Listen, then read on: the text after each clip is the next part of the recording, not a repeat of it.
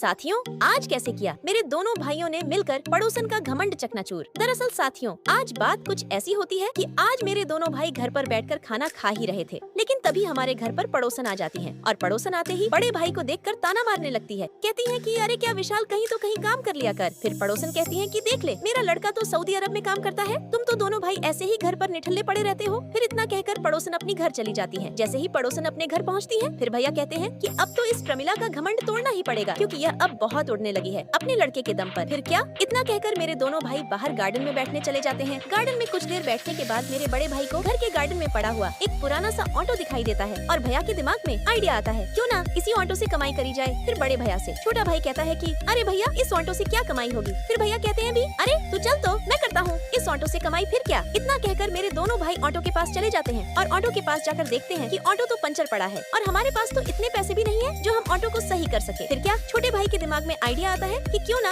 इस ऑटो के टायर को घर ही ठीक करा जाए। फिर क्या, इतना कहते ही मेरे बड़े भाई और छोटा भाई ऑटो के टायर को ठीक करने में लग जाते हैं। धीरे धीरे टायर ठीक होने लगता है। फिर कुछ घंटे की मेहनत के बाद मेरे दोनों भाइयों ने ऑटो का टायर ठीक कर दिया। लेकिन फाइनल रिजल्ट देखने से पहले रुक जा बेटा, मैं माँ दुर्गा बोल रही हूँ। आज रात 12 बजे तेरी माँ मर जाएगी। अगर तू अपनी माँ को बचाना चाहता है तो इस वीडियो को लाइक करके 4 लोगों के पास शेयर कर दे और चैनल को सब्सक्राइब कर देना और कमेंट बॉक्स में लव यू माँ लिख कर जाना। लास्ट में तो मेरे दोनों भाइयों ने मिलकर ऑटो का टायर ठीक करके उससे इतने पैसे कमाए कि उसे देखकर तू हमसे पड़ोसन भी जलने लगी।